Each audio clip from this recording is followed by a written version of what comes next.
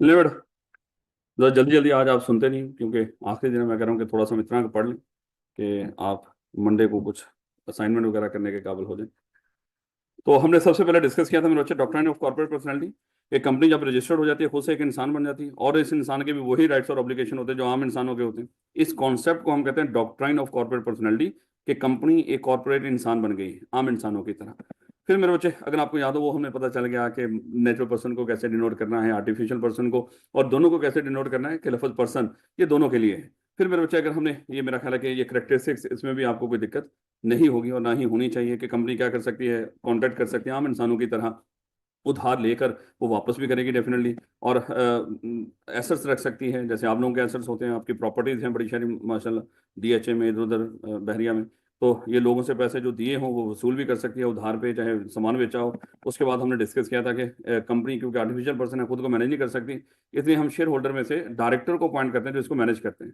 तो फिर हमने डिस्कस किया था ये डायरेक्टर हमेशा कहाँ से अपॉइंट होते हैं शेयर होल्डर में से सौ चार एक्सेप्शन के।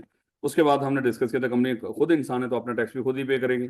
और मेरे बच्चे अगर कोई कंपनी गैर कानूनी काम करती है तो कंपनी पर ही केस बनेगा मालिकों पर नहीं लेकिन एक्सेप्शंस हैं इसकी कि जहाँ पे हमें पता चले कि बंदे ने गलत नीयत से ही कंपनी बनाई है कि वो सिर्फ कंपनी को फंसा सके तो फिर तो वो मालिक भी फंसेंगे मैनेजमेंट भी फंसेगी कंपनी के साथ साथ। उसके बाद मेरे बच्चे अगर आपको याद हो बड़ा इंपॉर्टेंट था कॉन्सिक्वेंसेज ऑफ सेपरेट पर्सनैलिटी।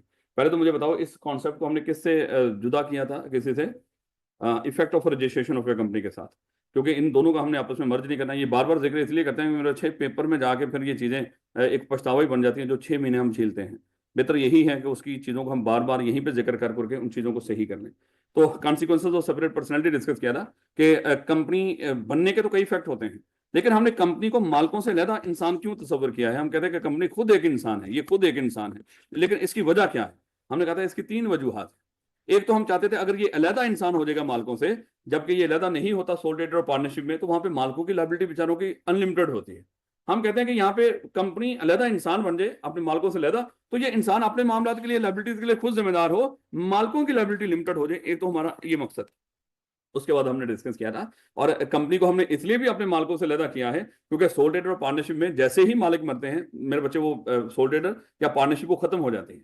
हम चाहते हैं कि मालिक यहाँ पे जैसे मर्जी मरे जिए खत्म हो जाए चाहे अल्लाह माफ करे मतलब जैसे मर्जी चेंज हो रहे हो कम से कम कंपनी की सेहत पे असर ना पड़े क्यों वो मालिकों से अलहदा इंसान है। तो जब मालिकों के साथ कुछ ऐसा वैसा हो रहा हो तो कंपनी की सेहत पे उसका कोई असर ना पड़े कंपनी अपनी जगह पे चलती रहे। तो हमने कहा था कि कंपनी के अंदर परपेचुअल सक्सेशन आ जाए तो इस वजह से भी हमने क्या किया कंपनी को अलहदा इंसान बना दिया।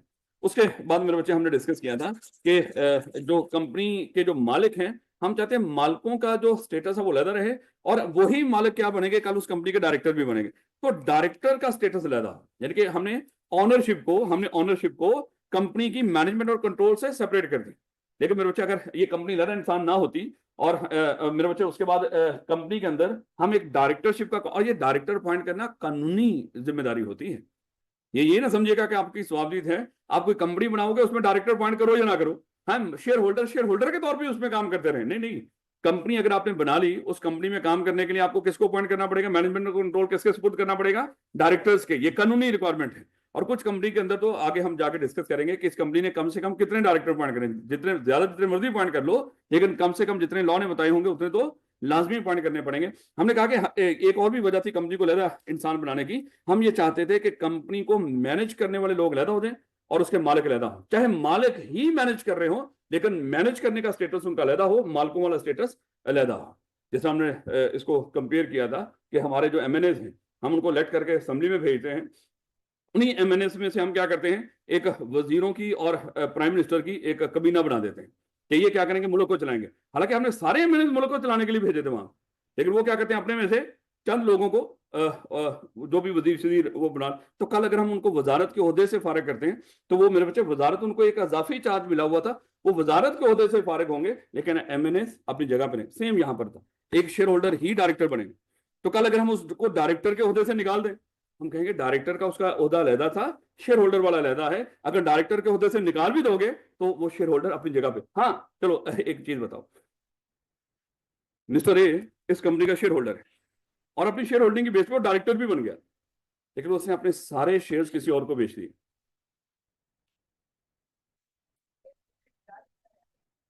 ठीक हो गया।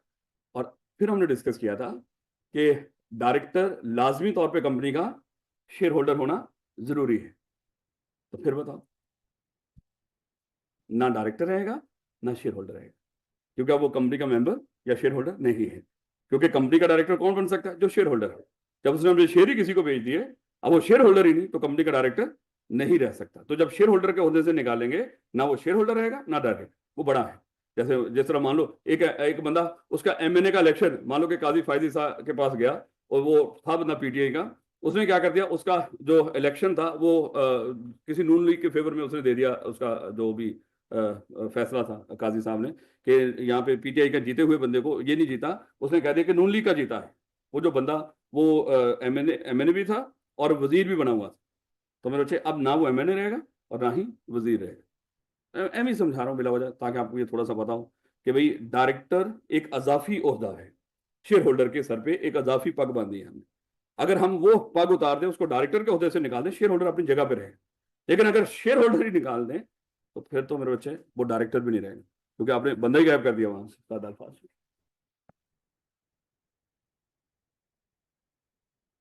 नहीं बेटा, उसके बाद एक कॉन्सेप्ट हमने डिस्कस किया था, इसकी डिटेल हम चैप्टर नंबर 2 में जाकर डिस्कस करेंगे, इसलिए मैंने रोक दिया था कि इसको हम ज्यादा यहाँ पे डिस्कस नहीं करते, जितना है उतना ही काफी है। तो हमने कहा था कि कंपनी बनाने वाले कंपनी बनाते वक्त ही सोचते हैं कि इस कंपनी को पूरी जिंदगी में कितना पैसा चाहिए हो। माजरत के साथ मेरा ख्याल है कि ये इतनी आज तक काम नहीं कर रहा है। इसको रिमोट से करेगा ये, तो रिमोट अब जब तक देखा है उसको बता के क्लास नहीं करेगा। वैसे भी आजकल एसी में बैठना आपको पता तबीयत के लिए खराब है। मैंने बात कवर नहीं की, सच्ची मुझे तबीयत के लिए खराब है। एक मुनासिब सा टेम्परेचर रखना चाहिए इंसान को, ताकि मेरे बच्चे तंदुरुस्ती हजार नेमत है, और उसमें सीएफई आपकी मदद कर जैसे हो सकती। क्योंकि आपको तो आपको लग रहा है जैसे हम पता नहीं ये जो सर्दी है उसको अपने अंदर स्टोर कर लेते हैं, बाहर जाएंगे गर्मी में तो सर वो काम आएगी, ऐसा कुछ नहीं होता। नहीं बेटा, हमने ये कॉन्सेप्ट डिस्कस किया था कि कंपनी बनाने का जो आइडिया सोचते हैं, जो ये सोचते हैं कि हम एक कारोबार करेंगे कंपनी बना के, उन लोगों को हम क्या कहा करते थे? प्रमोटर। अभी हम प्रमोटर तक ही पहुंचे, क्योंकि आगे भी कुछ ये मामला होते हैं, लेकिन वो चैप्टर 2 में जाकर डिस्कस करेंगे। उनको हमने कहा था ये प्रमोटर्स है। तो याद करो, हमने डिस्कस किया कि जो कंपनी बनाने वाले होते हैं, ये बनाते वक्त ही उसके कुछ डॉक्यूमेंट्स तैयार करते हैं। डॉक्यूमेंट्स में एक मेमोरेंडम होगा, एक आर्टिकल्स होंगे। इसी मेमोरेंडम के अंदर उन्होंने एक एक एक चीज लिखनी होती है कि इस कंपनी को पूरी जिंदगी में कितना पैसा चाहिए हो। तो मेरे बच्चे, ये जो मेमोरेंडम में कुछ क्लॉजेस होती हैं, 6-7 क्लॉजेस होती हैं, उस क्लॉज में से एक क्लॉज हुआ करेगी ऑथोराइज कैपिटल क्लॉज, कि ये क्या होगी कि इस कंपनी को पूरी जिंदगी में कितना पैसा चाहिए, मालिक बनाते हुए ही बताएं कि इस कंपनी को पूरी जिंदगी में कितना पैसा चाहिए होगा। तो हमने एग्जांपल में ले लिया था कि भाई अज्यूम कर लो, इस कंपनी को मालिकों ने सोचा पूरी जिंदगी में 1 लाख रुपए चाहिए, लेकिन मेरे बच्चे फिर 1 लाख रुपए ये थोड़ी है कि एक बंदा कंट्रीब्यूट करेगा।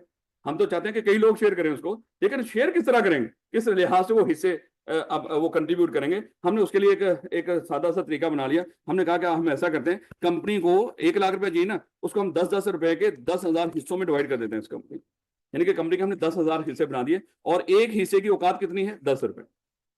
तो जिसकी फिर जितनी औकात है उतने उतने हिस्से खरीदे जाए, और जो जितने हिस्से खरीदेगा उतने का क्या बनेगा? Share holder. तो फिर मेरे बच्चे, एक तो ये, और फिर एक और चीज हमने डिस्कस की थी कि जब कोई बंदा शेयर होल्डर बन जाता है, तो अब कंपनी में उसके कुछ राइट्स भी होते हैं, कुछ ऑब्लिगेशंस भी होते हैं। राइट क्या है? याद करो कि डिविडेंड वसूल कर सकता है, मीटिंग अटेंड कर सकता है, कल उसकी वैल्यू बढ़े शेयर्स की, उसको फायदा होगा। और ऑब्लिगेशन क्या है? अगर तो शेयर उसके पार्शली पेड है। याद करो, हमने डिस्कस किया था पुराने वक्तों के अंदर शेयर पार्शली पेड भी हुआ करते थे। और पार्शली पेड का मतलब क्या था बोला, कि जब हाँ एक बंदे ने शेयर खरीदे 10,000 के, उसने कहा कि अभी मेरे पास 7,000 है, 3,000 में बाद में दे दूंगा। तो ऐसे शेयर जो किसी को इशू हुए हो, उस पर कुछ अमाउंट कंपनी को रिसीव होगी हो, और अभी कुछ रिसीव करने वाली रहती हो, इसको क्या क्या करते थे? Partially paid. लेकिन ये कॉन्सेप्ट पुराना है, आज के दौर में हरगज भी किसी को पार्शली पेड इशू करने की इजाजत नहीं है, क्योंकि पुराना था, इसलिए जिक्र आएगा यहाँ पे। अदरवाइज मेरे बच्चे, अब अगर किसी कंपनी ने पार्शली पेड शेयर इशू कर दिए, तो जिम्मेदार कौन होगा? डायरेक्टर्स। डायरेक्टर्स के खिलाफ क्रिमिनल लगा लो या कानूनी कार्रवाई होगी मेरे बच्चे। तो ये एक मतलब शेयर्स का कॉन्सेप्ट हल्का सा डिस्कस किया था। और एक और बात हमने यहाँ पे जाते जाते डिस्कस की थी, शेयर होल्डर और मेंबर। मेंबर और शेयर होल्डर एक ही टर्म है बजाय, लेकिन इनमें थोड़ा सा फर्क भी है। अभी वो फर्क क्या है, वो जाके हम जब मेंबर की डेफिनेशन पढ़ेंगे उसमें ज्यादा डिस्कस कर लेंगे। लेकिन फिलहाल हमने इतना डिस्कस किया था कि हर शेयर होल्डर मेंबर होता है, लेकिन हर मेंबर शेयर होल्डर नहीं होता। इसकी वजह क्या थी, कुछ ऐसी कंपनीज भी होती हैं जिसमें शेयर ही नहीं होते, लेकिन है कंपनी, है वो कंपनी जो कंपनी एक्ट 2017 में ही रजिस्टर्ड हुई है, लेकिन मेरे बच्चे उसमें शेयर्स ही नहीं। अगर वो शेयर्स नहीं है तो मेरे बच्चे फिर उसका तो मतलब शेयर होल्डर होगा ही नहीं। अगर शेयर होल्डर नहीं तो फिर तो उसका मेंबर ही नहीं होगा कोई भी। तो कानून ने कह दिया ये कहना मुनासिब नहीं। मेंबर एक ब्रॉडर टर्म है, शेयर होल्डर एक लिमिटेड टर्म है। मेंबर वो बंदा जो देखें, ये मैं आपको थोड़ा सा और हल्का सा बता दूं, वैसे तो आगे जाके डिस्कस करना, लेकिन फिर भी जो मेंबर होगा ना कंपनी का, वो बंदा होता है जिसका कंपनी का ना एक मेंबर्स का रजिस्टर होता है। जिस बंदे का नाम भी कंपनी के उस मेंबर के रजिस्टर में दर्ज हो जाए ना, वो हमारा क्या कहलाता है, वो मेंबर कहलाता है। यानी कि कंपनी के मेंबर्स का एक रजिस्टर है, जिस बंदे का नाम भी उस रजिस्टर में आके दर्ज हो जाए वो हमारा क्या बन गया, मेंबर।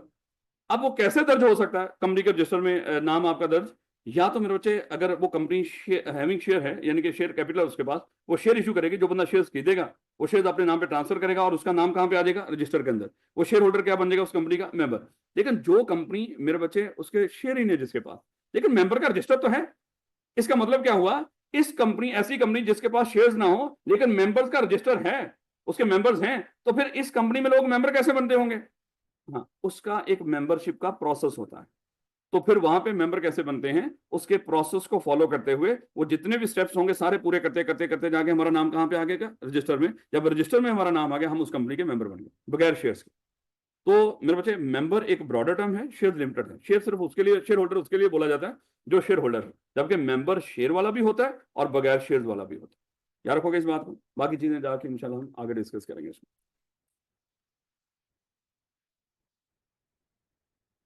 बिल्कुल मेरे बच्चे, अगर एम्प्लॉय ने शेयर खरीदे हो, अगर तो हैविंग शेयर कैपिटल कंपनी है, पढ़ेंगे इसको आगे जाके भी, एम्प्लॉय मेंबर हो सकता है और हो सकता है ना हो, लेकिन खाली एम्प्लॉय हो वो मेरे बच्चे शेयर होल्डर नहीं हो।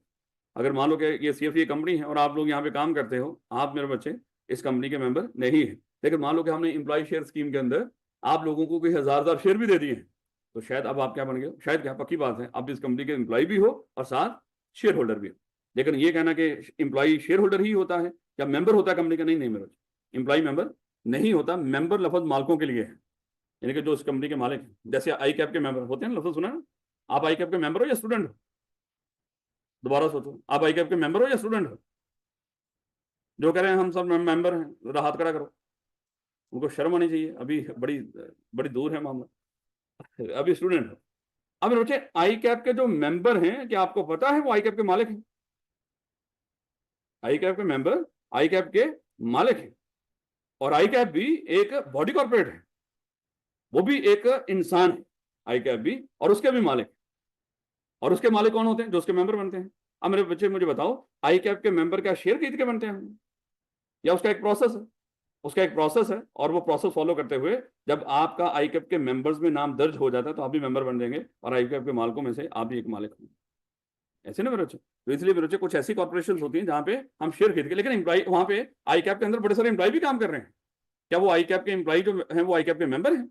नहीं मेरे बच्चे, ऐसा नहीं होता, एम्प्लॉय मेंबर नहीं होता अनलेस के वो बाकी मेंबर, हाँ वहां पे चार्टर्ड अकाउंटेंट भी काम कर रहे हैं, वो एम्प्लॉय भी हैं। अनायतुल्लाह साहब इंतहाई शरीफ इंसान, बेहतरीन बंदे हैं। कुछ ऐसे इंसान होते हैं जो कमाल के लोग होते हैं, जिनको लोग नहीं भूलते, तो उसमें अनायतुल्लाह साहब है माशाल्लाह। तो वो मेंबर भी हैं और वहाँ पे एम्प्लॉय भी हैं। तो मेरे बच्चे इस तरह हो सकते हैं। खैर, बात दूर चलेगी, वापस आओ। फिर हमने कल डिस्कस किया था कि अगर एक कंपनी के पास शेयर्स हैं, वो शेयर्स खरीद कौन सकता है, कौन मालिक हो सकता है शेयर्स का। हमने कहा था कोई भी पर्सन, और वो पर्सन कौन है, वो जिंदा इंसान भी हो सकता है और आर्टिफिशियल पर्सन भी हो सकता है। हाँ, अगर ये, और फिर हमने कहा था कोई भी बंदा जिसके पास शेयर्स हो वो इस कंपनी का डायरेक्टर बन सकता है। लेकिन फिर अगली बात आई थी, सर डायरेक्टर तो जिंदा इंसान ही होते हैं, क्या ये कंपनी मेंबर है, क्या ये डायरेक्टर बन सकती है। हाँ, वो चार एक्सेप्शन में जो नॉन मेंबर भी डायरेक्टर बनेगा, फिर वहां पे जाकर इसको डिस्कस करेंगे। खैर, ले बेटा, ट्रांसफर ऑफ ओनरशिप याद करो, हमने डिस्कस किया था, क्या शेयर आगे ट्रांसफर हो सकते हैं। हमने कहा था बिल्कुल ट्रांसफर हो सकते हैं। कैसे, चार तरीके कार थे, सेल, गिफ्ट, इंसॉल्वेंसी और डेथ। ठीक हो गया। उसके बाद मेरे बच्चे कल हमने डिस्कस किया था कि जब शेयर अगर आपके पास हो और वो शेयर किसी और को ट्रांसफर कर दो, तो जब किसी और के पास शेयर जाएंगे तो राइट्स और ऑब्लिगेशन दोनों ट्रांसफर हो जाएंगे। तो राइट्स भी और ऑब्लिगेशन कब होगा बोला, मोस्टली जब वो पार्शली पेड शेयर हो, क्योंकि वैसे तो क्या ऑब्लिगेशन होना है मेरे बच्चे, लेकिन पार्शली पेड शेयर हो फिर जाहिर बात है उसका ऑब्लिगेशन होगा। ये वैसे ही हमें पीछे पता चल गया, पढ़ भी लिया था कल। Limited concept of limited liability discuss कर रहे थे।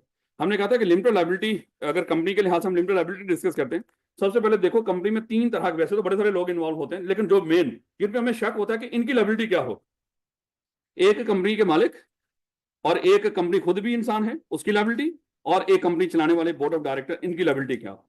कल मेरे बच्चों ने बता दिया था कि जैसे जो मालिक हैं, जब हम कंपनी बना लेते हैं, मालिकों की लायबिलिटी कैसी होती है, वो तो लिमिटेड हो जाती है, वो तो लिमिटेड हो जाती है। और लिमिटेड किस हद तक बोला, इसमें एक मिस्टर ए है, ये मिस्टर ए है, इस मिस्टर ए ने इस कंपनी के 1000 के शेयर्स खरीदे हैं, 1000 के शेयर्स खरीदे, जितने भी हो, 10 हो 20 हो, हमें उससे भी लेने देना, 1000 के शेयर्स खरीदे। तो मेरे बच्चे मुझे बताएं, इस कंपनी में मिस्टर ए की लायबिलिटी कितनी है, 1000 रुपये, और वो भी उसने कब पे कर दिया होगा, जब शेयर्स लिए होंगे। क्या अब मजीद किसी चीज के लिए लायबल है, नहीं मेरे बच्चे। तो मेंबर्स, कल अगर मान लो कि कंपनी के सर पे करोड़ों अरबों की लायबिलिटी हो, तो मुझे बताओ क्या ये बंदा भी उसमें कोई कंट्रीब्यूट करेगा लायबिलिटी पे करने के लिए, नहीं। वो 1000 तो पहले दे दिया उसने, 1000 उसने उस वक्त दे दिया कंपनी को जब, चलो मान लो कि मेरे बच्चे आज आप जाते हो स्टॉक चेंज के ऊपर, और आपने वहां पे जाके नेस्ले कंपनी के, चलो कोई भी और कह लो, पाकिस्तानी कोई कंपनी लगा लो, पीए लगा लो मेरे बच्चे, आपने उसके मान लो 10,000 के शेयर खरीद लिए, 10,000 के शेयर खरीद लिए, कल ही पीए बंद हो गया, डूब गया, वो पहले डूबा हुआ, तो पीए डूब गया। कल परसों मैं खबरें सुन रहा था, टोरंटो से, ये टोरंटो किस मुल्क का है, कनाडा, तो वहां से एक फ्लाइट वहां से उड़ी 2.5 घंटे पहले, मुसाफिरों को लेकर पाकिस्तान पहुंच, यानी कि जो टाइम था फ्लाइट का, उससे 2.5 घंटे पहले पीआईए की फ्लाइट ने प्रवास भरी, और वो पाकिस्तान में पहुंच गई। तो पीआईए इतना पहुंचा हुआ अंदारा है, लोग कहते हैं डिले आती भैया 2.5 घंटे का पहले, तो कई मुसाफिर थे बेचारे, वो वहीं पे रह गए, क्योंकि उन्होंने कहा था हमने मैसेज लगा दिया था, हम जल्दी जा रहे हैं, क्योंकि पाकिस्तानी एक और कुछ मुसाफिरों को कहीं और लेके जाना था, यानी कि जहाज ना हो गया, रक्षा हो गया और उड़ा भी कहां से, कनाडा से, टोरंटो से 2.5 घंटे पहले कि भैया आजा, कुछ सवारियां यहाँ पे वेट कर रही हैं, जहाज और कोई नहीं, और इनको लेके जाना हमने पुरानी जगह पे है। तो लेवल हो गया मेरे बच्चे, हो सकता है, मैं कह रहा हूँ कि और ऐसा इदारा डूबे ना तो और क्या हो, है 20-25 जहाजों के लिए हजारों हमारे पास पायलट हैं, और पायलटों के पास भी डिग्रियां डुग्रियां कोई, रिक्शे रुक्शे चलाने वालों को हमने पायलट बनाया हुआ। खैर गोली मारो वापस आओ। तो आपने क्या किया, मान लो कि पीआईए के शेयर खरीद लिए, और वो अगले दिन डूब गया, 10,000 के शेयर खरीदे थे मेरे बच्चे, और पीआईए के ऊपर अरबों की लायबिलिटी। तो आपने मेरे बच्चों को जो 10,000 का पे कर दिया होगा जब आपने शेयर खरीदे थे एक दिन पहले, अब जब वो अरबों रुपया पीआईए की लायबिलिटी है और वो डूब गया है, तो क्रेडिटर्स तो पैसा रिकवर करने की कोशिश करेंगे, पीआईए के सारे एसेट बेचे, आधी लायबिलिटी रिकवर हुई, आधी अभी भी अरबों में पड़ी हुई। क्या वो आपके घर रहेंगे, आपसे कहेंगे चलो पे करो? अगर आ भी जाए कोई क्रेडिटर गुस्से के अंदर, उसने लिस्ट निकाली कौन कौन मालिक था, उसमें आपका नाम लिखा हुआ था, वो पहुंच गया आपके घर तक, चलो भैया वो पे करो, आप मालिक हो, तो क्या बोलोगे उसको, सर मेरी लायबिलिटी लिमिटेड थी, वो कितना कहां तक लिमिटेड थी, 10,000 तक, और मैंने वो पे कर दिया था, अब मजीद मेरी कोई लायबिलिटी नहीं। तो मेंबर्स की लायबिलिटी तो मेरे बच्चे लिमिटेड होती है। अब अगली बात हमने डिस्कस की थी कि सर कंपनी के डायरेक्टर्स की लायबिलिटी कैसी होगी, हमने कहा था नो लायबिलिटी, लेकिन कब, अगर विद इन अथॉरिटी काम करेंगे, ये अल्फाज आपने पूरे बोलने हैं। डायरेक्टर्स की कोई लायबिलिटी नहीं होती अगर डायरेक्टर विद इन अथॉरिटी काम करेंगे, लेकिन अगर अपनी औकात से बढ़ के कोई काम करेंगे, तो मेरे जस्ट एग्जांपल, कंपनी के दो डॉक्यूमेंट्स होंगे जो हम पढ़ेंगे चैप्टर नंबर 2 में जाके, एक मेमोरेंडम और एक आर्टिकल ऑफ एसोसिएशन, ये दो डॉक्यूमेंट्स होंगे चैप्टर 2 में, हमने इन दोनों की पढ़ना है। ये जो मेमोरेंडम है, ये एक ऐसा डॉक्यूमेंट होगा जिससे हम कंपनी बनाते हैं, और ये जो आर्टिकल्स हैं, ये एक ऐसा डॉक्यूमेंट होगा जिससे हम कंपनी चलाते हैं। कंपनी के चलाने के रूल्स एंड रेगुलेशन कहां पे लिखे होते हैं, आर्टिकल एसोसिएशन के अंदर। यहाँ पे तो मेमोरेंडम में तो 6-7 बातें लिखी होती, बाकी सारे मामला कहां पे लिखे होते हैं, आर्टिकल्स के अंदर। अब मेरे बच्चे आर्टिकल एसोसिएशन में ये बनाते कौन है, ये दोनों डॉक्यूमेंट, मालिक, शेयर होल्डर। ये कंपनी बनाते वक्त वो लोग बनाते हैं, कंपनी को असूल, किन असूलों के मुताबिक चलाना, किन्होंने डिसाइड करना है, मालिकों ने। तो मालिकों ने डिसाइड कर दिया, मालिकों ने इस आर्टिकल्स के अंदर एक बात लिखी थी कि डायरेक्टर उधार ले सकते हैं, ये उनकी पावर में है, लेकिन डायरेक्टर जब भी उधार लेंगे वो 20 लाख रुपए तक उधार खुद ले सकते हैं। अगर 20 लाख अज्यूम कर लो, ये लिख दी बात उन्होंने, अगर वो 20 लाख से ज्यादा उधार लेंगे, पहले हमसे पूछेंगे फिर उधार लेंगे। उन्होंने क्या कर दिया, आर्टिकल्स बना के आप लोगों को मान लो कि डायरेक्टर अपॉइंट कर दिया उस कंपनी में। आप एक दफा बैंक में गए और बैंक से जाके 30 लाख रुपए का उधार ले लिया, मुझे ये बताओ, ये जो 10 लाख रुपया आपने अपनी अथॉरिटी से ऊपर का उधार लिया है, इसके लिए कौन जिम्मेदार हो? डायरेक्टर खुद जिम्मेदार होंगे, उसके लिए कंपनी या उसके मालिक जिम्मेदार नहीं होंगे, क्योंकि मालिकों ने क्या रखा था, डायरेक्टर्स की औकात कहां तक है, 20 लाख तक। इसके ऊपर हमसे पूछ के लोन लेना था, लेकिन उन्होंने पूछे बगैर जाके 30 लाख का लोन ले लिया, इसका मतलब उन्होंने अपनी अथॉरिटी से तजावुज किया। तो जितना अथॉरिटी से तजावज करेंगे उसके लिए लाइबिलिटी होगी, लेकिन अगर विद इन अथॉरिटी मेरे बच्चे वो काम करेंगे, उसके चाहे वो कंपनी का सत्यानाश हो जाए, लेकिन अगर विद इन अथॉरिटी काम कर रहे हैं उसके लिए डायरेक्टर की कोई लाइबिलिटी नहीं होती। याद रखोगे? अगर ये ना कहना कल कंपनी डूब गई, क्या डायरेक्टर जिम्मेदार होते हैं? नहीं। अल्लाह माफ करे, ये जो बसें होती हैं, इसको जो चला रहे होते हैं ड्राइवर होते हैं, तो अल्लाह माफ करे किसी बस का अगर कोई कोई एक्सीडेंट हो जाए, कोई और नुकसान हो जाए, क्या उसके लिए ड्राइवर जिम्मेदार होता है? नहीं। वो हाँ, वो गलती यहाँ पे भी वही है, अथॉरिटी से तजावज किया है, उसने बस पी के चलाई है, तो फिर दिक्कत है, जाहिर बात है, फिर तो हम उसको कहेंगे है कि चालान कट गया और इस तरह की हालत थी, फिर तो हम उसको कहेंगे कि तेरी गफलत है। लेकिन अगर तो उसने तरीके से काम कर रहा था, किसी ने आगे ठोक दिया उसको, उसका तो बेचारे का कोई कसूर नहीं। याद रखोगे इस बात को। तो ये जो कंपनी के डायरेक्टर होते हैं ना, ये कंपनी के ड्राइवर होते हैं, कंपनी डायरेक्टर्स के बगैर नहीं चलती। और अगर कंपनी को कोई नुकसान हो भी जाए उसके लिए ड्राइवर जिम्मेदार नहीं, अगर ड्राइवर ने गफलत ना बरती। याद रखोगे इस बात को। तो बेटा, पार्टनर हम फर्म में होते हैं, लेकिन कंपनी के जो मालिक होते हैं उनको हम पार्टनर नहीं कहते, या तो वो शेयर होल्डर होंगे या मेंबर्स होंगे। ये जो पार्टनर्स होते हैं ये पार्टनरशिप के अंदर होते हैं, और पार्टनरशिप में मेरे बच्चे आपको पता लाइबिलिटी अनलिमिटेड होती है। तो कोई कंपनी का मेंबर जो होता है वो अपने आप को ये नहीं कहता मैं फलानी कंपनी का पार्टनर हूँ। यार तो यही मेरे बच्चे उसमें अल्फाज हैं कुछ ऑनरशिप के लिहाज से। पार्टनर भी ऑनर होते हैं, पार्टनर को चाहे पार्टनर कह दो, चाहे ऑनर पार्टनर कह दो, चाहे खाली ऑनर कह दो, इट्स ओके, मालिक है वो। और मजे की बात है, अगर बाकी सारे गायब हो गए समझो अकेले ही मालिक है, या फिर अकेले ही जिम्मेदार है। नहीं बेटा, उसके बाद हमने डिस्कस किया था कि कंपनी की खुद की लायबिलिटी कैसी होगी भला? अनलिमिटेड। अनलिमिटेड, ये खुद एक इंसान है और इस इंसान की लायबिलिटी बिल्कुल सोल ट्रेडर की तरह। समझ लो जो कंपनी, ये सीएफई कंपनी है, तो कंपनी एक खुद इंसान, और ये सीएफई का जितना कारोबार है समझो उस इंसान का सोल ट्रेडर का कारोबार है। सीएफई अगर एक कंपनी है और ये कंपनी सीएफई जो चला, ये जो कंपनी के तौर पे हम चला रहे हैं सीएफई को, और सीएफई को कंपनी के तौर पर रजिस्टर करवा लिया, तो सीएफई मेरे बच्चे एक इंसान है, और इसमें ये जितने मामला हैं जो जो चल रहा है ये कारोबार, ये सीएफई का एक सोल ट्रेडर का कारोबार है। समझो कल अगर खुदा ना खासा यहाँ पे ये सीएफई डूब जाता है तो कंपनी क्या करेगी? कंपनी की लायबिलिटी खुद की कैसी है? अनलिमिटेड। और याद है अनलिमिटेड लायबिलिटी में क्या होता था? घर बार बिकता था। तो यहाँ पे अगर कंपनी के अकाउंट में कोई पैसे पड़े होंगे, कंपनी वो उठा के लोगों को दे देगी, गले में पड़े हुए पैसे उठा के दे देगी, फिर भी लायबिलिटी पे नहीं हुई तो अपना घर बार बेचेगी। और कंपनी का घर बार क्या है? उसके एसेट्स। तो फिर वो एसेट्स बेचेगी, क्योंकि हमारा घर बार क्या होता है सोल ट्रेडर और पार्टनरशिप के अंदर? हमारा घर बार हमारे एसेट्स होते हैं, वहां पे वो बिकते थे, यहाँ पे कंपनी का घर बार बिकेगा, और कंपनी का घर बार क्या है? उसके एसेट्स। तो कंपनी की खुद की लायबिलिटी बिल्कुल सोल ट्रेडर और पार्टनर्स की तरह होती है, बल्कि सोल ट्रेडर कहो वो ज्यादा बेहतर है, अनलिमिटेड। उसको अपने सारे एसेट बेच के लायबिलिटी पे करनी है। अगर फिर भी लायबिलिटी पे ना हो सारे एसेट बेच के, तो फिर किन का नुकसान होता है? क्रेडिटर्स। शेयर होल्डर की तरफ तो जा ही नहीं सकते। याद रखोगे इस बात को। इसलिए आगे जाके अभी हम पढ़ेंगे कॉन्सेप्ट। तो सर अगर सामने कंपनी हो तो कैसे पता चलेगा ये जिंदा इंसान है या एक कंपनी है? तो फिर हम वहां पे पढ़ेंगे कंपनी के नाम के साथ लफ्ज हमेशा लिमिटेड आता है। अगर वो अपना नाम बताए आपको और साथ लफ्ज लिमिटेड बोले, ये ना कि आज के बाद आप किसी को भी बता रहे हो मेरा नाम फरकान लिमिटेड है, तो ऐसा ऐसा नहीं करना। उसके लिए लिमिटेड लफ्ज लिखने के लिए आपको रजिस्टर्ड होना पड़ता है एज ए कंपनी। अगर आप एज ए कंपनी रजिस्टर्ड नहीं हो तो आप अपने नाम के साथ लफ्ज लिमिटेड नहीं लगा सकते। तो कंपनी जहां पे भी अपना नाम बताती है, कानूनी रिक्वायरमेंट है, अपना नाम बताते वक्त साथ क्या लफ्ज बोलेगी? लिमिटेड। अगर उसने साथ लफ्ज लिमिटेड नहीं बताया तो वो फ्रॉड कर रही है, और फ्रॉड की ज्यादा से सजा है। याद रखोगे इस बात को। तो इस तरह हम जो क्रेडिटर्स होते हैं उनको चुकन्ना करते हैं, भैया ये सामने वाला जिंदा इंसान नहीं, ये नहीं कि कल ये पैसे नहीं देगा तो इसका गिरबान पकड़ेगा, इसको घसीटेगा है। ये तो कंपनी है, ये तो नजर ही नहीं आएगी तुझे। ज्यादा से ज्यादा कैसे पैसे मिलेंगे तुझे? इस कंपनी के असर बेच के। अगर फिर भी पूरे ना हुए तो तू रुल जाएगा। इसलिए सोच समझ के इस कंपनी, ये पढ़ेंगे आगे, ये सारी बातें आ जाएंगी उसको एक एक करेंगे। अब बल्कि इतनी जल्दी आना था इसमें, मुझे पता ही नहीं। How creditors are want. अच्छा, ये मादत के साथ ये ना कुछ यहाँ पे इसकी जो थोड़ी थोड़ी वो लाइनें लिख रखी है ना इसके अंदर लाइबिलिटी के लिहाज से, वो यहाँ पे मिसिंग है। वो एक एक डेढ़ डेढ़ लाइन है। वैसे पता चल गया आपको मेंबर्स की लाइबिलिटी क्या होती है?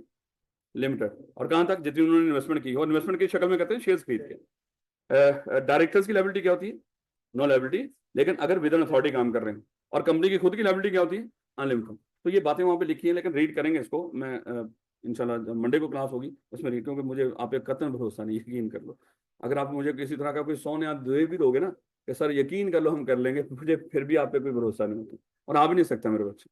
ये ना कभी कहना कि नहीं नहीं सर आप, हम तो पुराने बच्चे हैं आप लोगों के साथ इतनी देर से सर पढ़ रहे हैं, इतनी देर से मतलब पिछले पहले भी पढ़ा सर, आप हम पे भरोसा कर सकते, यकीन कर लो मुझे अभी भी आप पे भरोसा नहीं। तो कल इंशाल्लाह रीड करेंगे। नेक्स्ट देखिएगा मेरे बच्चे, कहता है कि सर अगर वही बात मेरे बच्चे, हाउ क्रेडिटर्स आर वांट, क्योंकि क्रेडिटर्स को पैसा किसने पे करना है, मालिकों ने पे नहीं करना, तो फिर पे कौन करेगा, बिजनेस मतलब कंपनी पे करेगी। लेकिन सर अगर कंपनी कैसे पता चलेगा क्रेडिटर्स को कि ये जो सामने है, जैसे अभी हमने डिस्कस कर लिया कि ये इंसान है, ये कंपनी है, यानी कि जिंदा इंसान है, ये कंपनी है, तो मेरे बच्चे उसके लिए एक तरीकाकार है कि कंपनी जब भी अपना नाम बताएगी वो क्या करेगी, अपने नाम के साथ वर्ड लिमिटेड बोलेंगे। तो जैसे कल आपको कोई अदारा बुलाएगा, सर आ जाओ आपके लिए एक नौकरी है, तो आपका एक एम्प्लॉयमेंट का कॉन्ट्रैक्ट साइन हो रहा हो, तो जब वो एम्प्लॉयमेंट कॉन्ट्रैक्ट साइन हो रहा होगा तो वहां पे लिखा जा रहा होगा आपकी ये जिम्मेदारियां, और वो अपना नाम जब लिखेंगे तो अपना नाम लिखते ही साथ लफ्ज क्या बोलेंगे, लिमिटेड। अगर उन्होंने लफ्ज लिमिटेड बोला तो मेरे बच्चे अब आपने ध्यान रखना है कि ये क्या है, ये कंपनी है। और कल अगर मान लो कि इन्होंने मेरी कुछ 10-12 महीनों की तनख्वाह ना दी और वो करोड़ों में हुई, तो इर्द गिर्द निगाह दौड़ा के देख लो क्या इस कंपनी के पास इतने एसेट हैं कि मेरी लायबिलिटी पे कर दें। अगर आपको लग रहा हो ये सिर्फ एक छोटा सा ऑफिस है, इसमें एक एसी लगा हुआ है और वो भी मान लो कि बड़ा पुराना है और इसमें ये बस 1-2 कुर्सियां पड़ी हुई हैं, इसके अलावा कुछ भी नहीं, तो मेरे बच्चे थोड़ा सा ध्यान से इनके साथ कॉन्टेक्ट करना। कल ये ना हो कि 2-4 महीने आपसे काम करवा के आप लाखों की आपकी माशाल्लाह सैलरी रख दें, वो पे ही ना करें, तो कल मेरे बच्चे आप किस पर केस करोगे, पैसे रिकवर करने के लिए कंपनी। और कंपनी कैसे पे करेगी, अपने एसेट बेच के, एसेट बेच के पता चला 950 रुपया टोटल बनाए, तो मेरे बच्चे आपका तो लाखों डूब गया ना। तो इसलिए मेरे बच्चे क्या होता है, the word limited is the name in the name of the company draws the fact of limited liability to the attention of the anyone dealing with it। यानी कि कंपनी जब भी अपना नाम बोलेगी उसके साथ लफ्ज लिखेगी लिमिटेड, और लिमिटेड का लफ्ज आप जैसे ही देखें आपने फौरन से सोचना है इसके मालिकों की लायबिलिटी कैसी है, लिमिटेड। ये कहता है कि ये नहीं कि वो कंपनी के बारे में चले आपको पता चल होगा, कम से कम ये लिमिटेड का वर्ड बता रहा था, इसके मालिकों की लायबिलिटी कैसी है वो लिमिटेड है, अगर इसकी खुद की लायबिलिटी क्या है, अनलिमिटेड। देखो उसने लफ्ज क्या बोला है, कहते the word limited in the name of the company drawers the fact the limited liability of the attention of anyone dealing with it, कि ये जो मालिक है उनकी लायबिलिटी क्या होगी, वो लिमिटेड है। बस ये ध्यान में रखिए, जो भी आपको पे करना है किसने करना है, कंपनी खुद पे करेगी, मालिक उसके लिए जिम्मेदार। बस इतना फिलहाल तो ये पे किसमें, फर्म और कंपनी में जमीन आसमान का फर्क है। फर्म फर्म होती है वो पार्टनरशिप है, और कंपनी कंपनी होती है उसके लिए आपको रजिस्टर करवाना पड़ता है। फर्म को रजिस्टर करवाओ या ना करवाओ, फर्म की लायबिलिटी अनलिमिटेड होती है, पार्टनरशिप का पता तो है आपको क्या होती है। वो लहदा बात है, कभी हम मैं भी जज्बाती हो गया, कंपनी को फर्म, फर्म को कंपनी बोल दें, वो लहदा मामला है। आप बोल दें तो शायद बोल तो गलत ही रहे हैं किसी हद तक, लेकिन मेरे बच्चे फर्म और पार्टनरशिप को ही कहते हैं। जैसे कल आप इंशाल्लाह क्वालिफाई करोगे तो अपनी फर्म बनाओगे, लाजमी नहीं फर्म ही बनाए, फर्म तब बनाओगे जब आपके साथ एक कोई और बंदा भी जुड़ गया। आप अकेले हैं तो एज ए सोल ट्रेडर आप अपनी वो बनाए, अपनी फर्म बनाए लफ्ज तो वही बोलना पड़ेगा, लेकिन एज ए सोल ट्रेडर होंगे वहां पे। कहते हैं कि this is why private limited company क्या करती है, अपने नाम के साथ वर्ड लिमिटेड प्राइवेट लिखती है। ये हम सीखेंगे चैप्टर नंबर 2 के अंदर, ये सारा तरीका का नाम कैसे लिखा जाता है, ये चैप्टर 2 का क्राइटेरिया एरिया में बच्चे। It is also why public company कैसे नाम लिखती है अपने लिमिटेड। चलें खैर यहीं पे थोड़ा सा, अगर तो सीएफई एक प्राइवेट कंपनी है तो सीएफई अपना नाम कैसे लिखेगी, सीएफई प्राइवेट पूरा लिखेगी, या इतना लिख लो इट्स ओके, प्राइवेट लिमिटेड। और अगर सीएफई एक पब्लिक कंपनी है तो सीएफई लिमिटेड, उसमें लफ्ज प्राइवेट लिखने की जरूरत नहीं है। तो ये जो लिमिटेड का वर्ड आखिर में आ रहा है, एलटीडी लिख दो या लिमिटेड पूरा लिख दो, इसका मतलब क्या है, इसका मतलब क्या है, ये कंपनी है और उसके बाद इसका इफेक्ट क्या है, इसके मालिकों की लायबिलिटी लिमिटेड है। ये नहीं कहना वहां पे कंपनी की लायबिलिटी लिमिटेड है, कंपनी की लायबिलिटी क्या होती है बोला, वो अनलिमिटेड होती है। ये इशारा होता है कि इसके मालिकों की, शेयर होल्डर की लायबिलिटी वो लिमिटेड है। ये सादी सी बात है बेटा। मजीद वो कहता है कि कंपनीज को कौन से कवानीन चलाते हैं, ये आपने I2B के अंदर पढ़ रखे हैं। कंपनीज को चलाने के लिए जो कवानीन है मेरे बच्चे, जिनके तहत वो बनती और चलती हैं, वो है कंपनी एक्ट 2017। लेकिन मेरे बच्चे फिर अगली बात आ गई कि कंपनी एक्ट 2017 तो अभी भी आया है, लेकिन फिर भी फिलहाल तो ये देखिएगा मेरे बच्चे, कंपनी को चलाने के रूल्स एंड रेगुलेशन। अगर आप एक कंपनी बनाते हो तो कंपनी बनाएंगे कंपनी एक्ट 2017 के मुताबिक। कंपनी एक्ट 2017 में वो सारे रूल्स एंड रेगुलेशंस हैं जिसके तहत आप कंपनी चलाओगे, लेकिन वो बेसिक्स है मेरे बच्चे, वो मेन है। उसके बाद मजीद कुछ डॉक्यूमेंट्स भी हैं जिनमें कंपनी को चलाने के रूल्स एंड रेगुलेशन लिखे होते हैं, वो किसी हद तक आपके अपने इख्तियार में होते हैं। वो मेरे बच्चे होते हैं मेमोरेंडम और आर्टिकल्स। ये भी मेरे बच्चे कंपनी को चलाने के रूल्स एंड रेगुलेशन है, उसकी गवर्नेंस।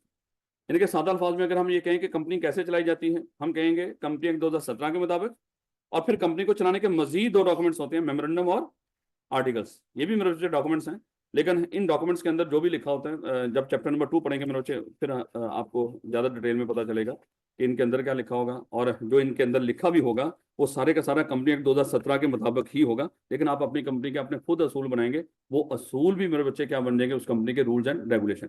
आर्टिकल देखो, कोई कंपनी जो बन गई हो वो कभी कंपनी एक्ट 2017 की खिलाफ वर्जी नहीं कर सकती। अगर उसने किया उसके खिलाफ कार्रवाई होगी। कोई कंपनी जो बन गई, उसने बनते वक्त क्या जमा कराया था रजिस्ट्रार को, कोई डॉक्यूमेंट जमा कराए थे, मेमोरेंडम।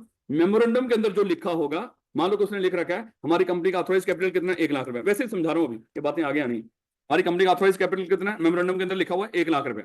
इसके हमने कितने शेयर बनाए थे, 10-10 रुपए के 10,000। तो ये कंपनी मैक्सिमम कितने शेयर इशू कर सकती है जिंदगी के अंदर, 10,000। अगर उस कंपनी ने 11,000 शेयर इशू कर दिए, उसने गैर कानूनी काम किया, उसके खिलाफ कानूनी कार्रवाई। इसी तरह ये जो आर्टिकल एसोसिएशन है, इसमें और बड़े सारे रूल्स एंड रेगुलेशन लिखे होंगे, बेतहाशा कंपनी को चलाने के सारे रूल्स एंड रेगुलेशन यहां पे लिखे हैं आर्टिकल्स के अंदर। जो आर्टिकल में आपने लिख दिया, आप उससे हट के अगर कुछ भी करोगे उसकी खिलाफ वर्जी, आपके खिलाफ फिर कानूनी कार्रवाई होगी। अगर तो ये 2 डॉक्यूमेंट्स आपने खुद बनाए हैं, लेकिन अगर इनकी भी वायलेशन करोगे, उस पर भी आपके खिलाफ कानूनी कार्रवाई होगी। क्या रखोगे? इसका मतलब कंपनी को चलाने के लिए रूल्स एंड रेगुलेशन कितनी तरह के हैं? एक तो कंपनी एक्ट 2017 है, उसके बाद मेमोरेंडम, आर्टिकल्स, ये वो रूल्स एंड रेगुलेशन जिसके तहत कंपनी चलाई जाती है। ये थोड़ा सा स्पीड से हम इसलिए लेके चल रहे हैं, ये आसान बातें तो वैसे भी आप पढ़ के आए हो शुरू बचपन के अंदर हैं। वो कानून बनाती है, वो अदारा है जो कंपनीज को रेगुलेट करता है। जिस तरह जो क्राइम श्राइम होते हैं उनको रेगुलेट कौन करता है, ये पुलिस वाले। तो कंपनीज की भी समझ लो पुलिस है, वो एससीसीपी वाले ये काम करते हैं। कंपनी कुछ गलत करे तो कौन देखेगा उसको, एससीसीपी। कहते हैं companies are created by process establish by the company. ये चैप्टर 2 में हमने जाके देखना है कंपनी बनती कैसे है, ये पूरा प्रोसेस हम सीखेंगे। बल्कि यहाँ पे चैप्टर नंबर 1 के अंदर ही मेरा ख्याल है कुछ चीजें, हाँ, ये कंपनी का प्रोसेस कैसे, यानी कि ये कंपनी बनती कैसे, चैप्टर 1 के अंदर ही मेरे आगे जाके आ जाएगी। कहते हैं companies are created by a process establish by the company company act 2017। यानी कि अगर आप अपने मन से ये कहें ना मैं कंपनी बनाने जा रहा हूँ और उसको फॉलो करूंगा पार्टनरशिप एक्ट 1932 को, उसके मुताबिक मैं कंपनी बनाऊंगा, मेरे बच्चे वो अलाउ नहीं होगा। कंपनी बनाने के लिए प्रोसेस जो फॉलो करना पड़ेगा वो है जो कंपनी एक्ट 2017 ने बताया। अगर आपने किसी और कानून को फॉलो करते हुए कंपनी बनाने की कोशिश करोगे, वो वैलिड नहीं होगा। उसने कह दिया कंपनी बनानी है तो रूल्स एंड रेगुलेशन रिक्वायरमेंट्स पूरी करो किसकी, कंपनी एक्ट 2017 की, क्योंकि यही वाहिद कानून है जिसके तहत आप कंपनी बना सकते हो पाकिस्तान में। इसके अलावा और कोई कानून नहीं। याद रखोगे इस बात को। तो कंपनी बनानी हो तो कौन से रूल, यानी कि किसका बताया हुआ प्रोसेस फॉलो करोगे, कंपनी एक्ट 2017। उसके बाद मेरे बच्चे फिर वही अभी हमने डिस्कस किया था, जब कंपनी बन जाती है, एक तो ये जो छोटी छोटी बातें पहले कर देता है ना, इससे बड़ी दिक्कत होती है। या तो पूरा टॉपिक ही दे दो। तो बेटा ये आप लोगों ने सीएफई बना रखा है, लेकिन अभी तक ये सीएफई ना एक पार्टनरशिप था, और ये आप सारे लोग, तो ये सीएफई आप चला रहे थे एज ए पार्टनरशिप। अब आपका मन कर रहा है कि ऐसा करते हैं सीएफई को हम कंपनी के तौर पर रजिस्टर्ड करवा लेते हैं। जब आप कंपनी के तौर पर रजिस्टर्ड करवाओगे तो मेरे बच्चे जब रजिस्ट्रेशन के लिए जाओगे, मान लो कि इसका भी एक रजिस्ट्रार होता है। जैसे जब आप आईका में रजिस्टर्ड होते हो ना, तो वहाँ पे कोई बंदा बैठा होता है जो डॉक्यूमेंट्स वगैरह लेता है। आप आजकल तो ऑनलाइन है, पहले हमारे दौर में तो हुआ करता था। तो जब आपने कंपनी को रजिस्टर करवाना है तो वो कहाँ पे जाकर रजिस्टर करवाएंगे, रजिस्ट्रार के पास जाकर। अब ये जो रजिस्ट्रार है इसके पास आप खाली हाथ नहीं जाएंगे, बल्कि कुछ डॉक्यूमेंट्स लेकर जाएंगे। वो डॉक्यूमेंट्स जो लेकर जाएंगे वो कौन से डॉक्यूमेंट्स होंगे, 2 तरह के मेन डॉक्यूमेंट, और भी हैं कुछ, लेकिन 2 मेन डॉक्यूमेंट्स हैं जो बार बार मैं जिक्र कर रहा हूँ। वो कौन कौन से, एक मेमोरेंडम और एक आर्टिकल ऑफ एसोसिएशन। ये 2 तरह के डॉक्यूमेंट्स। अब ये 2 तरह के डॉक्यूमेंट्स, इनकी अपनी मेरे बच्चे एक पहचान है। इनकी ये कह लें कि इनके इनके अंदर कुछ चीजें हैं जो इस तरह कर लें। जो मेमोरेंडम है इसको हम कंपनी का आईडी कार्ड भी कहते हैं। ये कंपनी को शनाख्त देता है। ये कंपनी को बनाने में सिर्फ मदद करता है, इसको चलाने में इसमें कोई इस तरह की चीजें लिखी होती, क्योंकि इसमें टोटल 6 या 7 लाइनें होती। खुद सोचें, एक कंपनी को आपने चलाना होगा, 6-7 लाइनों के साथ चलाओगे? ऐसा तो पॉसिबल ही नहीं। तो ये कंपनी को सिर्फ बनाने में आपकी मदद करेगा, ये कंपनी को शिनाख्त देता है। जब ये कंपनी बन जाएगी उसकी शिनाख्त क्या होगी, इस डॉक्यूमेंट के अंदर आ रहा होगा कंपनी का नाम क्या है, कंपनी रहती कहाँ पे होगी, उसका भी रजिस्टर्ड ऑफिस की बात करेंगे, कंपनी का ऑथराइज कैपिटल टोटल कितना है, कंपनी के मेंबर्स की लायबिलिटी कैसी है। बस एक एक दो दो लफ्ज, ये बस इस तरह कोई एक पेज के अंदर हमने क्या कर लिया होगा, मेमोरेंडम बना लिया होगा। लेकिन ये मेमोरेंडम क्या है, ये कंपनी को सिर्फ बनाने में मदद करता है, चलाने में आपकी मदद नहीं करेगा। तो फिर कंपनी को चलाने के डिटेल में रूल्स एंड रेगुलेशन भी तो होने चाहिए। वो कहां पे लिखे होंगे, डिटेल जो रूल्स एंड रेगुलेशन है मेरे बच्चे, वो कहां पे लिखे होंगे, आर्टिकल एसोसिएशन में। अच्छा, शनाख्त अपनों को चाहिए होती है या बाहर वाले लोगों को? जैसे आप हो, आपको आपके घर वाले तो जानते हैं ना आप कौन हो। क्या आप जब जाएंगे वो कहेंगे भाई आईडी कार्ड काट, तू कौन है? कैसा होगा? क्योंकि वो तो आपको जानते हैं। लेकिन कोई बाहर कोई मान लो कि आपको, आप बगैर हेलमेट के बाइक लेके जा रहे हो, पुलिस वाला रोकेगा, वो आपको आते कहेगा चल भाई तू है कौन, आईडी कार्ड निकाल अपना। तो ये जो मेमोरेंडम है ये कंपनी का आईडी कार्ड है। और आईडी कार्ड मेरे बच्चे घर के मामला चलाने में मदद नहीं करेगा, ये बाहर की दुनिया को आपकी शिनाख्त बताएगा। इसलिए मेरे बच्चे ये जो मेमोरेंडम होता है ये एक्सटर्नल स्टेक होल्डर्स के लिए होता है, बाहर की दुनिया को आपके कंपनी के बारे में बताने के लिए इस्तेमाल होता है कि हम कौन हैं, हम क्या करते हैं। ये सारा कुछ इस मेमोरेंडम के अंदर एक एक लाइन के अंदर लिखा होता है। लेकिन मेरे बच्चे घर के मामला चलाने के लिए क्या होता है, आर्टिकल।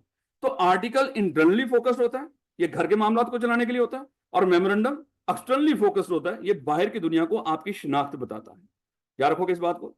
तो हम मेमोरेंडम को कंपनी का आईडी कार्ड भी कह सकते हैं, वैसे इसके लफ्ज बोल दिया करते हैं। इसको primary document of the company भी कहते हैं, इसको memorandum primary document of the company, या ये ऑफिशियल नाम नहीं है आईडी कार्ड, ये तो मैं वैसे ही आपको बता रहा हूं समझाने के लिए। और आर्टिकल्स को मेरे बच्चे सेकेंडरी डॉक्यूमेंट भी कहते हैं। मेमोरेंडम के बाद जो दूसरा अहम डॉक्यूमेंट है वो कौन सा है, आर्टिकल्स।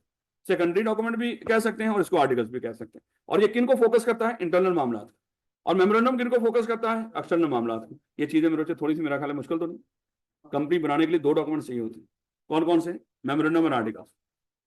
मेमोरेंडम कंपनी को बनाने में मदद करेगा और आर्टिकल कंपनी को चलाने में। मेमोरेंडम कंपनी को शनाख्त देता है, कंपनी का नाम क्या है, कंपनी को बनाने वाले कौन है, कंपनी करती क्या है, कंपनी रहती कहां पे है। ये बड़ी बड़ी बातें जो हमारे आईडी कार्ड में लिखी होती है। इसी तरह की बातें कहां पे लिखी होंगी, मेमोरेंडम के अंदर। लेकिन कंपनी को चलाने के डिटेल रूल्स एंड रेगुलेशन, तो यही बातें मेरे बच्चे उसने कहा है कि कंपनी को चलाने के लिए 3 तरह के लॉज हैं, समझो। एक तो कंपनी एक्ट 2017, उसके मुताबिक हम बनाएंगे, और उसमें रूल्स एंड रेगुलेशन भी दे रखे हैं, और वो भी हमने फॉलो करने। उसके बाद जो दूसरे आ जाते हैं वो आ जाते हैं मेमोरेंडम।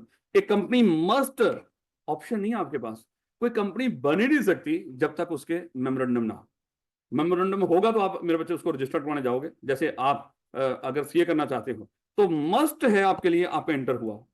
अगर आपने मैट्रिक कर रखी है मेरे बच्चे, आप सीए में आ ही नहीं सकते। तो उसमें लाजमी आने के लिए क्या है, उसमें इंटर होना जरूरी है। उलझा बात है, 60% डायरेक्ट आ जाओ, अगर 60 से कम हो तो वो क्यूटी दे दो।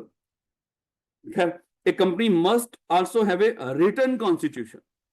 जबानी कलामी ना हो, सर मेरे दिमाग में है हमारा कंपनी का मेमोरेंडम क्या है, बस आप रजिस्टर्ड कर। ऐसे तो जब आप आईकैप को पेपर देने जाते हो आप उसको कह सकते सर पूरी किताब अल्लाह की कसमें मेरे दिमाग में है, तो सर खुदा के लिए पास करो। रौला में कहो, घर वालों को भी जल्दी है, मुझे भी है जल्दी से, कैब में मान लो कि आर्टिकल शुरू करूं और जिंदगी शुरू करूं, क्योंकि जिंदगी तो आर्टिकल्स की है? वापस company must also have a written constitution, या आर्टिकल मेमोरेंडम कैसे होना चाहिए, रिटन, ये जबानी कलामी नहीं होना चाहिए। द कॉन्स्टिट्यूशनल डॉक्यूमेंट, अच्छा इसको हम कंपनी का आइन भी कहते हैं।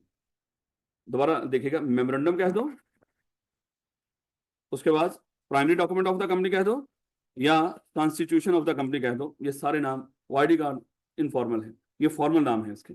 Primary document of the company, constitution of the company, memorandum of association या एमओए, एक ही बात, मोए मोए नहीं है, ये memorandum of association. The constitutional document that focus on external stakeholder, ये बाहर की दुनिया के लिए है। ये अल्फाज याद रखने आपने, वो पूछ सकता है कहीं पर भी, वो कौन से डॉक्यूमेंट है, या वो कंपनी का वो कौन सा डॉक्यूमेंट है जो एक्सटर्नल स्टेक होल्डर्स को फोकस करता है, वो कौन सा है मेरे बच्चे, मेमोरेंडम। और इसको इस कॉल्ड मेमोरेंडम एसोसिएशन। इसी तरह मेरे बच्चे एक आर्टिकल एसोसिएशन कहते हैं द बाई लॉस। अच्छा ये भी नाम, आर्टिकल एसोसिएशन कह लो या बाई लॉस कह लो, चाहे secondary document of the company कह लो, एक ही बात। तो बाई लॉस मेरे बच्चे, अब आएगी आईकैप की नई स्कीम। जब आईकैप की न्यू स्कीम आएगी चंद दिनों में, वो कह देंगे, तो वो कहेंगे कि आईकैप ने अपनी काउंसिल की 277वीं मीटिंग के अंदर अपने बाई लॉज में ये चेंज किए हैं, और उसमें हमने ये लेवल इंट्रोड्यूस करवा दिए हैं, या ये पेपर इंट्रोड्यूस करवा दिए, अपने बाई लॉज को चेंज किया है। बाई लॉज क्या, किसको कहते हैं, रूल्स एंड रेगुलेशंस। तो कंपनी को चलाने की जो रूल्स एंड रेगुलेशन को क्या कहते हैं, बाई लॉज। तो आईकैप भी मेरे बच्चे चलाया जा रहा है, उसके लिए भी रूल्स एंड रेगुलेशंस हैं। तो आईकैप एक्चुअली जब ये कह रहा होता है ना, अपने नोटिस पढ़िएगा गौर से, कोई भी आईकैप का दिया हुआ नोटिस जिसमें कोई तब्दीली आती है, ये पिछले दिनों में भी एक इस तरह का आया हुआ, तो जब भी आईकैप का कोई नोटिस आए उसमें हमेशा आईकैप कह रहा होता है हमने अपनी फलानी मीटिंग के अंदर अपने बाई लॉज में चेंज किया है। तो आज के बाद आपने कहना है आईकैप ने ये किसको चेंज किया, अपने आर्टिकल्स को। तो आर्टिकल्स को चेंज किया है। तो आर्टिकल्स मेरे बच्चे इनको क्या कहते हैं, bylaws which focus on internal procedure, यानी कंपनी के घर के मामलों को देखता है, ये कंपनी को चलाना कैसे है। Internal procedure of a company are called article association. यानी कि आर्टिकल को चाहे बाई लॉज कह दो, चाहे इसको आर्टिकल्स कह दो, और ये किन मामलों को फोकस करते हैं, इंटरनल मामला, इंटरनल प्रोसीजर्स को, क्योंकि इसको कंपनी को चलाने के सारे रूल्स एंड रेगुलेशन इसके अंदर लिखे होते हैं। याद रखोगे इसको। आपने अभी मेरे बच्चे पढ़ा क्या है, कंपनी को चलाने के रूल्स एंड रेगुलेशंस। कंपनी किसके बताए हुए प्रोसेस के मुताबिक रजिस्टर्ड होती है? कंपनी एक्ट 2017 के मुताबिक। आगे कंपनी को बनाने के लिए या चलाने के लिए या रजिस्टर्ड करवाने के लिए क्या हम भी जो कंपनी बनाने वाले कोई डॉक्यूमेंट्स बनाते हैं? कितनी तरह के डॉक्यूमेंट्स बनाएंगे? मेन दो तरह के, लफ्ज बोलना मेन, कुछ सपोर्टिव डॉक्यूमेंट्स भी होंगे। मेन दो तरह के डॉक्यूमेंट्स हैं, मेमोरेंडम और आर्टिकल्स। जो आर्टिकल्स हैं वो किन मामलों को देखने के लिए है? इंटरनल या एक्सटर्नल? इंटरनल। जो आर्टिकल जो मेमोरेंडम है वो एक्सटर्नल स्टेक होल्डर्स के लिए। ये इंटरनल प्रोसीजर, अल्फाज भी जरा थोड़े से देखो ना, इंटरनल प्रोसीजर्स को चलाने के लिए आर्टिकल्स, और एक्सटर्नल स्टेक होल्डर्स के लिए जो बाहर की दुनिया हमें हमारे बारे में अगर कुछ जानना चाहती है ना, हम उनके सामने आर्टिकल भी चाहे वो पढ़ लें, लेकिन जो दुनिया के सामने होंगे वो हमारे क्या होंगे? वो मेमोरेंडम हो। वो दुनिया उस मेमोरेंडम से हमें पहचान सकते हो एक्सटर्नल स्टेक होल्डर के लिए। याद रखोगे इस बात को। और मेमोरेंडम का कोई और नाम भी है क्या? प्राइमरी डॉक्यूमेंट या कॉन्स्टिट्यूशन ऑफ द कंपनी? क्या आर्टिकल्स का कोई और नाम भी है? Bylaws of the company. खाली आर्टिकल कह दो, चाहे आर्टिकल एसोसिएशन कह दो, एक ही बात है। लोड ये हमारा एक थोड़ा सा ये अजीब सा एरिया था, इसमें कुछ चीज़ों का जिसको कहते हैं ना थोड़ी सी बेतरतीबी से उसने वो बताता गया, ताकि अभी शुरू किया है। ये चीज़ें हमने सारी आगे जाके डिटेल में डिस्कस करनी है, अभी सिर्फ जिक्र हुए इन चीज़ों के। जैसे शेयर्स के ऊपर पूरा चैप्टर है, इसी तरह मेमोरेंडम और आर्टिकल्स के ऊपर पूरा चैप्टर है। बस थोड़ा सा हमने अभी देखा है, इसकी डिटेल आगे जाके आ जाएगी। पहला चैप्टर होता ही ऐसा है अक्सर, लेकिन यहाँ से ऊपर जो चीज़ें पढ़नी है वो मोस्टली हर अपनी चीज़ की वो यहीं पे डिटेल है, आगे जाके हमने कुछ नहीं पढ़ना जो यहाँ पे इससे आगे जो पढ़ने जा रहे हैं। Limit definition and types of a company. Company की डेफिनेशन कहता है कंपनी कहते किसको है? बड़ी सादी सी बात है मेरे बच्चे, ऐसा इदारा, ऐसी ऑर्गेनाइजेशन जो आपने रजिस्टर्ड करवाई हो अंडर कंपनी एक्ट 2017, वो क्या कहलाएगी? वो ऑर्गेनाइजेशन कंपनी कहलाएगी। अब मेरे बच्चे कई बच्चे सियाने होते हैं, वो सोचते हैं सर कंपनी एक्ट 2017 तो आया 2017 के अंदर, तो कंपनी तो उससे पहले भी हुआ करती थी, तो क्या उनको हम कंपनी नहीं बोलेंगे? कानून बीच में आ गया, कानून कहता है नहीं, आप फिर मेरी डेफिनेशन मुझे पूरा होने दो। तो उसने कहा कि मैंने बोला था भी कि कंपनी उसको बोलेंगे जो रजिस्टर्ड हुई हो अंडर द कंपनी एक्ट 2017, साथ उसने बीच में एक और चीज ऐड कर दी और करके, या कंपनी लॉ में। अब हमने कहा कि सर ये कंपनी लॉ गया है। हमने कहा कि आज तक कंपनी को रजिस्टर्ड करने के जितने भी पहले कानून आए हैं उन सब के लिए लफ्ज क्या बोलेंगे? Company law. यानी कि हम कहेंगे कि कंपनी किसको बोलेंगे? कंपनी उस इदारे को बोलेंगे जो रजिस्टर्ड हुआ है अंडर द कंपनी एक्ट 2017 या कंपनी लॉ में। सिर्फ वही इदारे क्या कहलाएंगे? कंपनी। अगर कोई इदारा कंपनी एक्ट 2017 में रजिस्टर्ड नहीं है और ना ही जो पहले इससे पहले कंपनी लॉ थे उसमें रजिस्टर्ड हो, वो कभी भी अपने आप को कंपनी नहीं कहला सकता, क्योंकि कंपनी की डेफिनेशन ये पूछेगा, ध्यान रखिएगा इसके ऊपर। कंपनी किसको बोलेंगे? जो रजिस्टर्ड हुआ हो अंडर द कंपनी एक्ट 2017 या कंपनी लॉ। और कंपनी लॉ क्या है? इससे पहले जो कंपनीज को रेगुलेट करने के लिए जो लॉज आए हुए थे उनको हम कंपनी लॉ कहेंगे। जो पहले थे अब वो रिपील्ड हो चुके हैं, उनकी जगह पे कुछ नए आ गए हैं। अब मैं आपको एक चीज यहीं पे बताता हूं ताकि थोड़ा सा पता चले कि आपको ये कॉन्सेप्ट क्लियर हुआ है। आई कैप रजिस्टर्ड हुआ है, आई कैप का अपना एक ऑर्डिनेंस है, उसके तहत रजिस्टर्ड हुआ है। ना तो वो कंपनी एक्ट 2017 में रजिस्टर्ड हुआ है, ना ही वो इससे पहले आने वाले कंपनी लॉ में रजिस्टर्ड हुआ है। वो जिस कानून में रजिस्टर्ड हुआ है वो आई कैप का अपना एक ऑर्डिनेंस जिसमें वो रजिस्टर्ड हुआ 1963 के अंदर। अब मुझे बताओ क्या आई कैप को हम कंपनी बोल रहे हैं? क्योंकि उसकी डेफिनेशन क्या थी? 2017 में रजिस्टर्ड हो या इससे पहले आने वाली कंपनी लॉ। ना ये इसमें रजिस्टर्ड हुआ ना इससे पहले आने वाली कंपनी लॉ में। लेकिन मेरे बच्चे मैं एक चीज अभी आपको बता दूं, इसका स्ट्रक्चर बिल्कुल कंपनियों वाला है। ये भी एक इदारा है, इसके भी मेंबर्स हैं, और इसमें भी separation of ownership from management and control है। मालिक कुछ और हैं, चला कुछ और हैं, और चलाने वाले भी क्या है? माल को सारे मालिक चलाने के बजाय उन्होंने कुछ अपॉइंट कर दिए, जाए आप जाके हमारे बिहाफ पे इस कंपनी को चलाएं। ये बिल्कुल है कंपनी की तरह का स्ट्रक्चर, उसी की तरह का। और कंपनी की तरह का स्ट्रक्चर का आज के बाद में जब भी ये लफ्ज बोलूँ ना, कंपनी की तरह का स्ट्रक्चर, इसका मतलब क्या हुआ? जिसमें मालिक अलहदा हो और वो इदारा अलहदा हो, और इदारा अलहदा से इंसान हो। आई कैप खुद एक इंसान है, याद रखिएगा। आई कैप भी क्या है? एक आर्टिफिशियल पर्सन है, और ये अपने मालिकों से अलहदा है, और इसके मालिकों की लायबिलिटी क्या है? लिमिटेड है। बिल्कुल कंपनी की तरह है ये भी बॉडी कॉर्पोरेट, इस कॉर्पोरेशन है, लेकिन मेरे कंपनी नहीं है। चलो इस तरह कह लो, ये बैंक है। अगेन बैंक भी ना तो कंपनी लॉ कंपनी एक्ट 2017 में रजिस्टर्ड है, ना ही इससे पहले आने वाली कंपनीज के लॉज में रजिस्टर्ड है। और बैंकों का स्ट्रक्चर भी बिल्कुल कंपनी की तरह है, लेकिन वो कंपनी नहीं है, क्योंकि वो कंपनी की डेफिनेशन पूरा नहीं करता। तो मेरे बच्चे, ये इस बात पे आपने भी पक्का यकीन रखना है। वैसे तो बैंकों को भी कंपनी बोल रहे हैं, खुदा ना खासा कोई बंदा आपसे झगड़ेगा नहीं इस बात पे कि भाई ये कंपनी नहीं है, ये आप कह दो उसको ये कंपनी है, वो भी कह देगा ठीक है कंपनी ही है।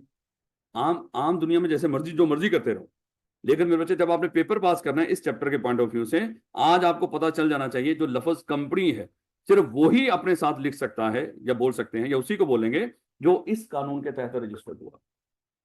ध्यान रखोगे इस बात को। अब जस्ट अगली बात, वो कहता है इस तरह कंपनी लॉ का नहीं मुझे पता चल रहा ये क्या है, उसने उसको भी डिफाइन कर दिया।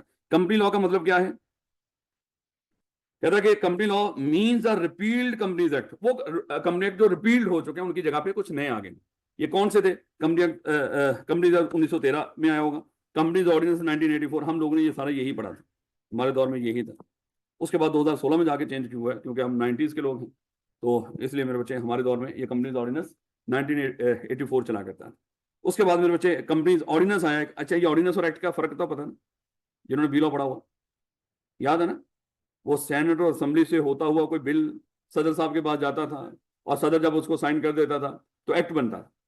और सदर साहब अगर डायरेक्टली कोई हुक्मनामा सादर कर दें, हाँ, उसको ऑर्डिनेंस बोलते हैं।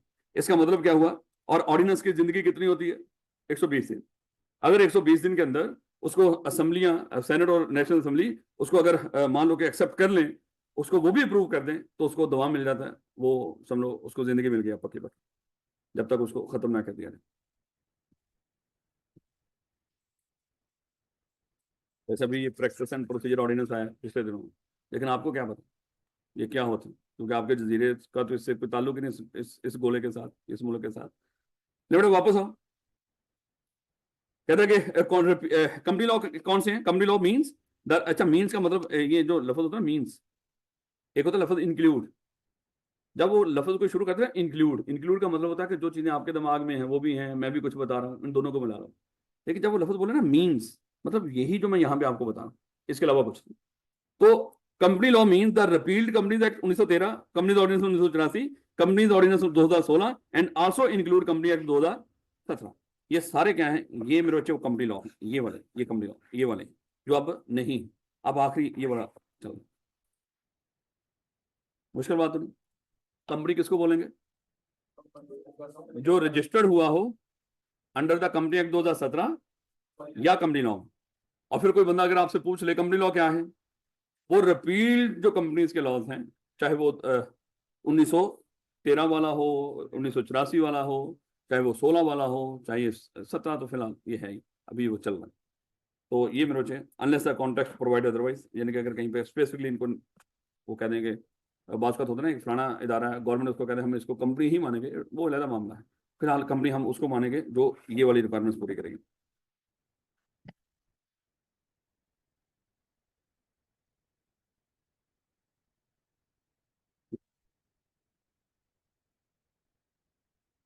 खुदा का खौफ कर।